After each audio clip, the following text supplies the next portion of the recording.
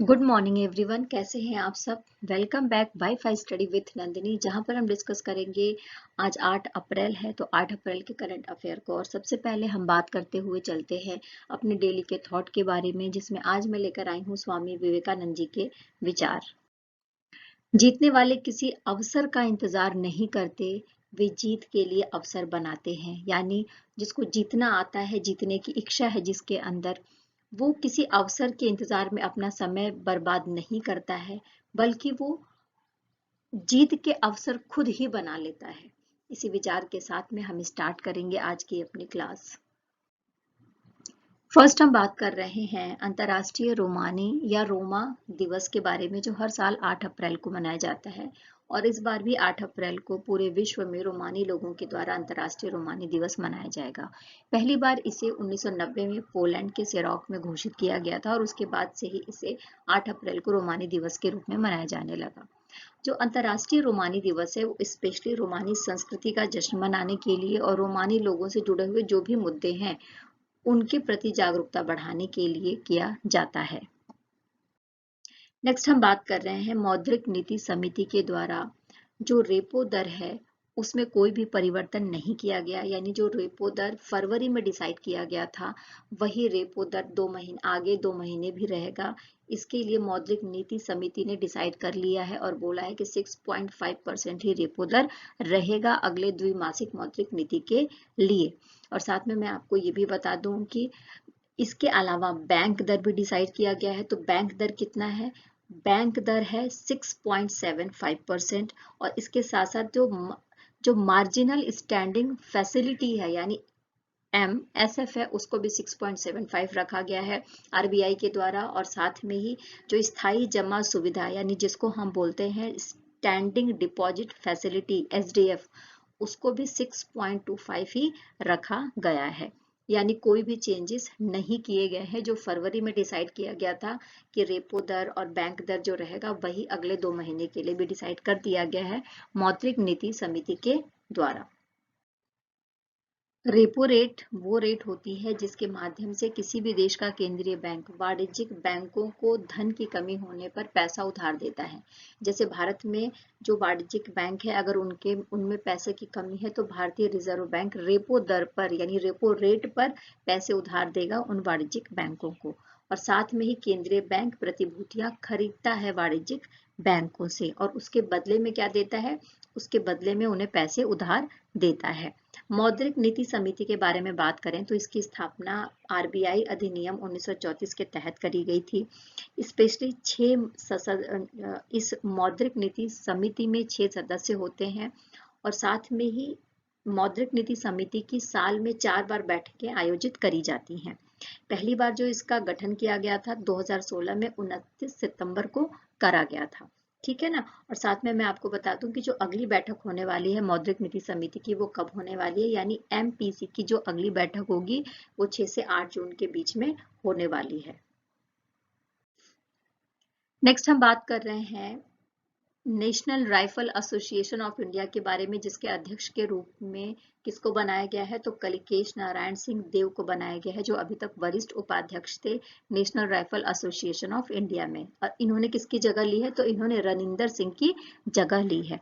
और साथ में मैं आपको ये भी बता दूं कि राष्ट्रीय खेल संघों के लिए राष्ट्रीय खेल संहिता के अनुसार 12 साल से अधिक समय तक अगर कोई अपनी पोस्ट पर है तो उसको उस पद से हटाया जा सकता है और उसकी जगह दूसरे की नियुक्ति करनी अनिवार्य कर दी गई है राष्ट्रीय खेल संहिता के अनुसार। तो रनिंदर सिंह को 12 साल हो गए थे, 2010 में इनका अपॉइंटमेंट हुआ था। इसी वजह से इनको हटाकर किसको अध्यक्ष बना दिया गया है? कलिकेश सिंह देव जी को बना दिया गया है। भारतीय राष्ट्रीय राइफल संघ की स्थापना 1951 में करी गई थी। स्पेशली जो शूटिंग गेम्स हैं उनको बढ़ावा देने के लिए, लोकप्रिय बनाने के लिए। और लोकसभा के जो पहले स्पीकर थे जिनका नाम था GV मावलंकर, वो भारतीय राष्ट्रीय राइफल संघ के संस्थापक अध्यक्ष के रूप में थे। साथ में मैं आपको बता दूं कि जो भारतीय निशानेबाजी है वो ओलंपिक खेलों, विश्व चैंपियनशिप, राष्ट्रमंडल, एशियाई खेलों चैंपियनशिप जैसे अंतर्राष्ट्रीय प्रतियोगिताओं में कई सारे पदक ला चुके हैं भारतीय निशानेबाज। और इसमें भारतीय राष्ट्रीय राइफल संघ का विशेष योगदान है। फीफा रैंकिंग 2023 के बारे में बात कर रहे हैं तो अर्जेंटीना विश्व की नंबर 1 फुटबॉल टीम बनी है, ऐसी बात बताई गई है federation international D football association के द्वारा। और पिछले 6 सालों का अगर रिकॉर्ड देखें तो उसमें पहली बार अर्जेंटीना शीर्ष स्थान पर पहुंची है। फर्स्ट नंबर पे अर्जेंटीना है, सेकंड में फ्रांस, थर्ड नंबर पे ब्राजील, इसके बाद बेल्जियम और फिर इंग्लैंड आता है। फीफा की स्थापना के बारे में बात करें तो 1904 में करा गया था इसकी स्थापना। और कौन कौन से देश शामिल थे तो Belgium, Denmark, France, Germany, Netherland, Spain, Sweden और स्विट्जरलैंड के साथ में करा गया था। और साथ में ही फीफा के 211 सदस्य संघ हैं और इसका मुख्यालय स्विट्जरलैंड के ज्यूरिख में हमें देखने को मिलेगा। और फुटबॉल से रिलेटेड जितनी भी टूर्नामेंट है, चाहे वो फुटबॉल पुरुष विश्व कप है या महिला विश्व कप है, फुटबॉल से रिलेटेड या क्लब विश्व कप है, वो सारा ऑर्गेनाइज कराया जाता है या वो सारे टूर्नामेंट का आयोजन कराया जाता है फीफा के द्वारा। इसके साथ ही पूरी दुनिया में फुटबॉल किस तरीके से खेला जाएगा, उसके उसके रूल्स क्या होंगे, वो कौन से कानून को फॉलो करेगा, ये सारी बातें बताई जाती हैं फीफा के द्वारा। और इस समय जो फीफा के करंट प्रेसिडेंट हैं वो कौन है तो गियानी इन्फैंटिनो है। ठीक है, देखिए जब आप अर्जेंटीना को देखेंगे तो कहाँ पर पाया जाता है, दक्षिणी अमेरिकी जो महाद्वीप है उसमें अर्जेंटीना हमें देखने को मिलेगा, जिसकी सीमाएं दक्षिणी अटलांटिक महासागर से लगती हैं। ब्राजील, उरुग्वे और बोलीविया पैराग्वे से लगती हुई दिख जाएंगी। साथ में दक्षिणी अमेरिका का दूसरा सबसे बड़ा देश है क्षेत्रफल की दृष्टि से, और पहले नंबर पर कौन आता है तो ब्राजील आता है। यहाँ पर एंडीज पर्वत मिलेगा, पंपास घास के मैदान मिलेंगे और पेटागोनियन रेगिस्तान मिलेगा। अर्जेंटीना कब स्वतंत्र हुआ था तो 1816 में स्पेन से इसको आजादी मिल गई थी। और साथ में ही यहाँ के राष्ट्रपति कौन है तो अल्बर्टो फर्नांडिस है, राजधानी ब्यूनस आयर्स है, मुद्रा अर्जेंटीना पेसो है और आधिकारिक भाषा यहाँ पर स्पेनिश हमें देखने को मिलती है। नेक्स्ट हम बात कर रहे हैं भारतीय फुटबॉल टीम। फीफा विश्व रैंकिंग में 5 स्थानों का सुधार हुआ है और 101वें स्थान पर आई है। यानी जो भारतीय फुटबॉल टीम है फीफा विश्व रैंकिंग में इसमें सुधार हुआ है और 5 स्थानों में सुधार हुआ है। और अब ये किस नंबर पर है तो 101वें स्थान पर पहुंच गई है। साथ में आपको बता दूं कि जो एशिया के 46 देश हैं जो फुटबॉल खेलते हैं उनमें भारत 19वें स्थान पर है और पूरी दुनिया में 101वें स्थान पर है। और भारत की जो सर्वश्रेष्ठ फीफा रैंकिंग थी वो 94 थी, जो इसको भारतीय फुटबॉल टीम को 1996 में प्रदान करी गई थी। और एशिया में अगर शीर्ष पर बात करें कि एशिया का वो कौन सा देश है जो शीर्ष स्थान पर है, जो सबसे ऊपर है, तो वो है जापान। ये भी हमें याद रखना चाहिए। अच्छा, भारत के ऊपर कौन है तो न्यूजीलैंड है और भारत के नीचे कौन है तो केन्या है। यानी 100 नंबर पर न्यूजीलैंड है, 101 नंबर पर भारत है और 102 नंबर पर कौन है तो केन्या है।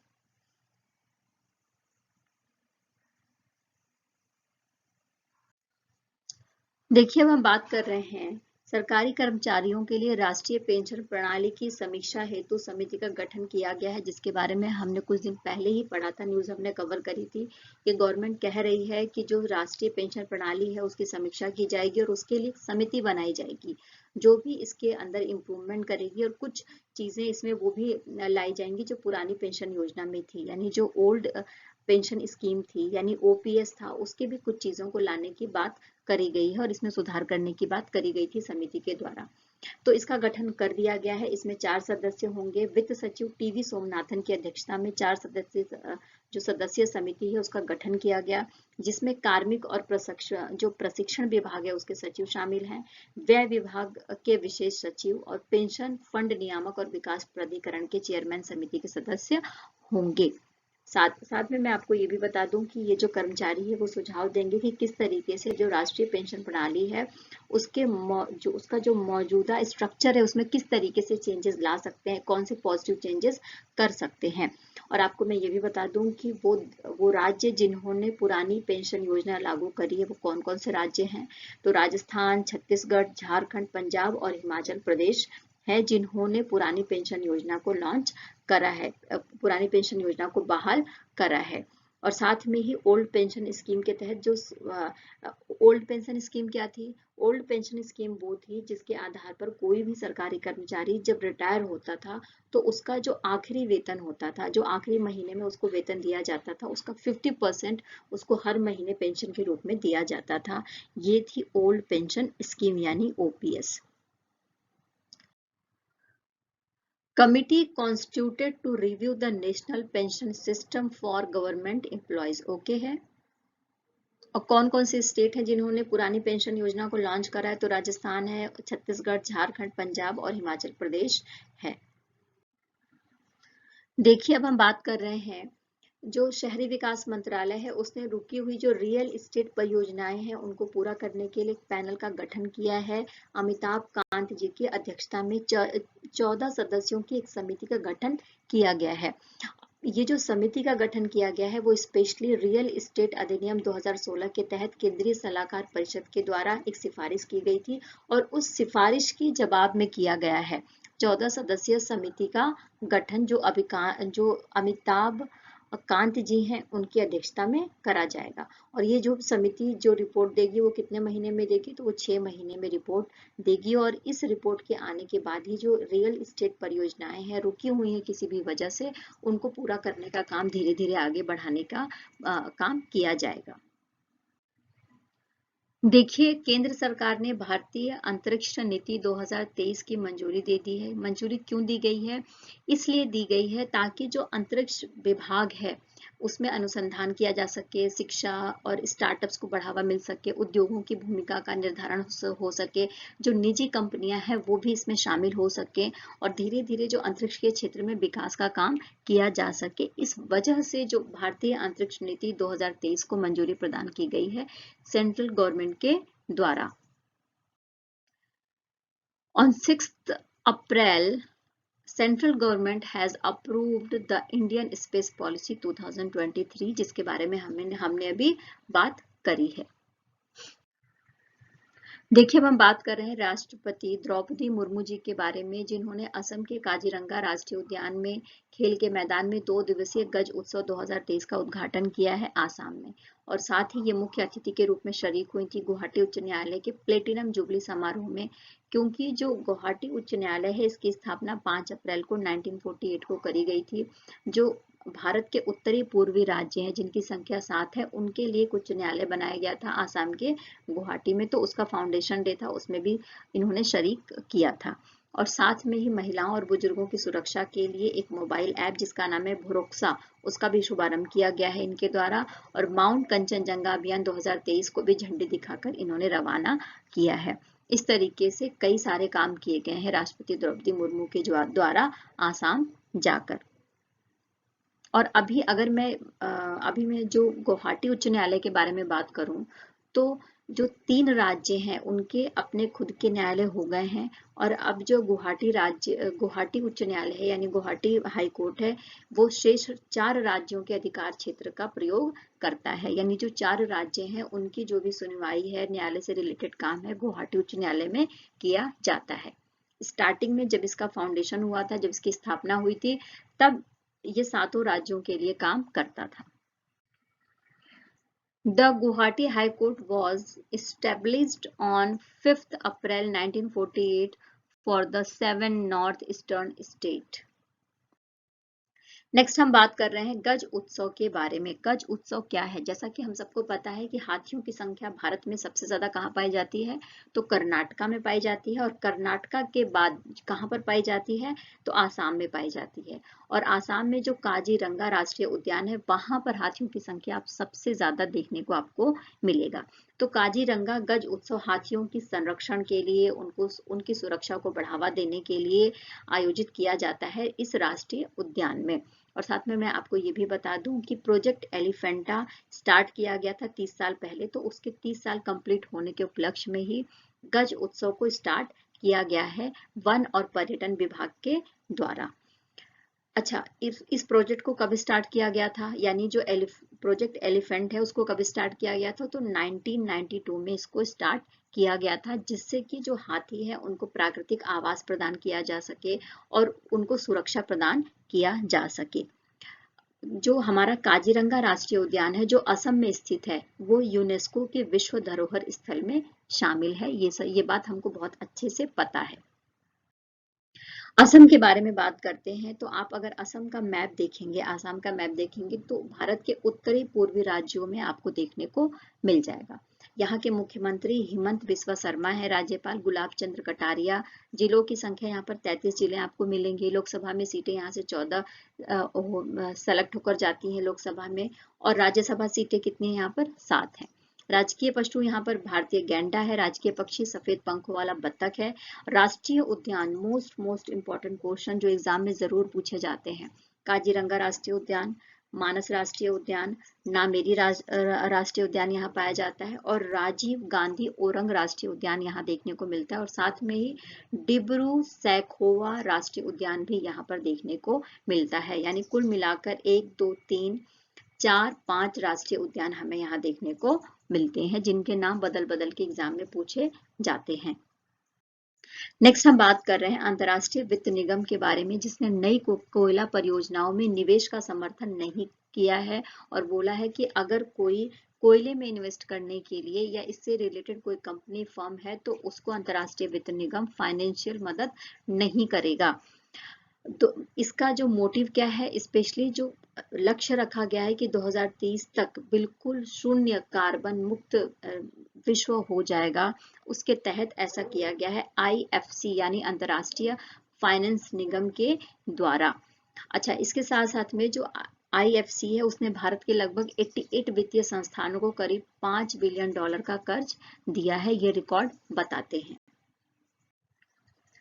अंतर्राष्ट्रीय वित्त निगम की स्थापना 1956 में विश्व बैंक समूह के सदस्य के रूप में हुई थी। ये स्पेशली जो डेवलपिंग कंट्रीज हैं उनको फाइनेंशियली हेल्प करती है, वहाँ के आर्थिक विकास को बढ़ाने के लिए, गरीबी को खत्म करने के लिए। ये जो है उन निजी कंपनियों को जो उद्योग से रिलेट करते हैं उनको फाइनेंशियल हेल्प करती है। 2021 में इसने 31.5 बिलियन का निवेश किया था।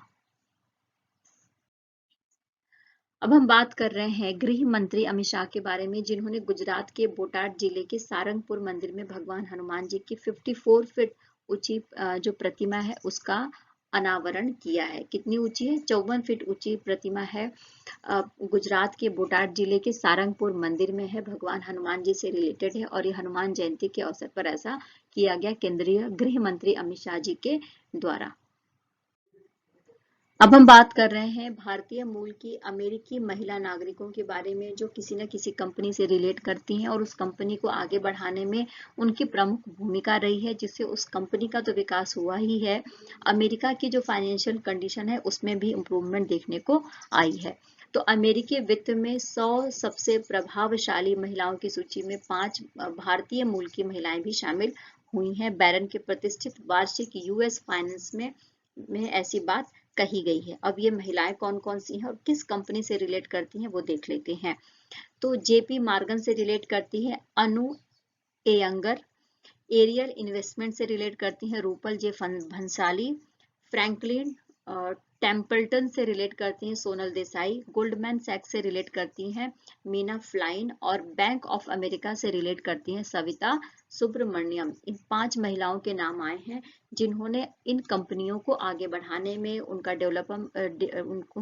डेवलप करने में महत्वपूर्ण भूमिका निभाई है। यहाँ पर डिटेलिंग है अनु एंगर, रूपल जे भंसाली और सोनल देसाई, मीना फ्लाइन, सविता सुब्रमण्यन के बारे में डिटेलिंग है, जिसको आप वीडियो पॉज करके पढ़ सकते हैं। देखिए, अब हम बात कर रहे हैं इंटरनेशनल रिन्यूएबल एनर्जी एजेंसी के बारे में, जिसने world energy transition outlook report 2023 जारी करी है, और उसमें बोला गया है कि global energy transition is still not on track and well short of the 1.5 degree Celsius pathway, है ना। इसका सीधा सा मतलब ये हुआ कि जो ट्रैक डिसाइड किया गया था कि 1.5 डिग्री सेल्सियस का जो ट्रैक था उसको पा लेंगे, उसको अभी हम पा नहीं पाए हैं। और साथ ही ये भी बोला गया है कि to survive 1.5 degree Celsius deployment levels must increase from 3000 gigawatts at present to more than 10,000 gigawatt in 2023। यानी अभी जो है 1000 गीगावाट तक पहुंच पाए हैं और इसको 2030 तक कहां तक ले जाना है, 10,000 गीगावाट तक ले जाना है। देखिए, अब हम बात कर रहे हैं इंटरनेशनल रिन्यूएबल एनर्जी एजेंसी के बारे में। ये एक अंतर सरकारी संगठन है। इसकी स्थापना 26 जनवरी को 2009 में करी गई थी जर्मनी के बॉन में, ठीक है। और इसका मुख्यालय संयुक्त अरब अमीरात के अबू धाबी में देखने को मिलेगा। इसमें 167 देश शामिल है और यूरोपीय संघ भी शामिल है। भारत इसका सदस्य 2009 में ही बन गया था इसकी स्थापना के साथ में। इसका उद्देश्य क्या है, तो स्थायी ऊर्जा भविष्य के लिए देशों को उनके संक्रमण में सहायता करना, यानी जो ऊर्जा हमें भविष्य में चाहिए उसको हम किस तरीके से पा सकते हैं, उसमें सहायता करना इस एजेंसी का रोल है। देखिए, अब हम नेक्स्ट बात कर रहे हैं पेरिस के बारे में, जहां पर ई स्कूटर पर प्रतिबंध लगाने के लिए मतदान किया है और जितने लोगों ने मतदान में भाग लिया उसमें से 89% जो मतदान हुआ है वो प्रतिबंध के ऊपर हुआ है, यानी ई स्कूटर पर प्रतिबंध लगाने के पक्ष में हुआ है। तो अब जो है ई स्कूटर पर प्रतिबंध लग जाएगा 1 सितंबर 2023 से पेरिस में, और साथ ही 15,000 ई स्कूटर पेरिस में चलाने की अनुमति देने वाला जो अनुबंध था, एक टाई अप किया गया था, वो भी समाप्त हो जाएगा कंपनियों के साथ में। The people of Paris have voted to ban e scooters, okay है। अब हम बात करें जीआई टैग के बारे में। जैसा कि हम सब पिछले 2 दिनों से लगातार जीआई टैग से रिलेटेड न्यूज को कवर कर रहे हैं और हमने कल ही पढ़ा था कि केरल से 6 उत्पाद हैं। केरल भारत का वो राज्य है जहां से सबसे ज्यादा जीआई टैग वहां के उत्पादों को दिया गया है, और उत्पादों की संख्या कितनी थी, तो 6 उत्पाद थे जिनको दिया गया था। तो आज बिहार से रिलेटेड न्यूज है। तो बिहार का प्रसिद्ध जो मरचा चावल है उसको जीआई टैग प्रदान किया गया है, जो सुगंधित होता है और साथ में सुगंधित चूड़ा बनाए जाने के लिए फेमस है बिहार में मरचा चावल। 2023 के लिए टाइम 100 पोल का विजेता किसे नियुक्त किया गया है, किसे चुना गया है, विजेता नियुक्त नहीं किया गया है, सॉरी, चुना गया है। तो शाहरुख खान को चुना गया है। फर्स्ट पोजीशन पे शाहरुख खान है। सेकंड नंबर पे ईरान की वो महिलाएं हैं जो इस्लाम शासित देश में होने के बावजूद अपनी आजादी के लिए आवाज उठा रही हैं। दूसरे नंबर पे वो हैं। तीसरे नंबर पर प्रिंस हैरी हैं। चौथे नंबर पर प्रिंस हैरी की पत्नी मेगन मर्कल हैं। और 5वें नंबर पर अर्जेंटीना के फुटबॉलर जिनका नाम है मेसी, वो है ना। और शाहरुख खान को शीर्ष नंबर पर चुना गया है पोल में। संयुक्त सैन्य अभ्यास एक्स कवच का आयोजन अंडमान और निकोबार कमान ने किया है। इसमें सारी सेनाएं जैसे कि नौसेना, वायुसेना, तटरक्षक, ये सारे शामिल हैं, आर्मी भी शामिल है।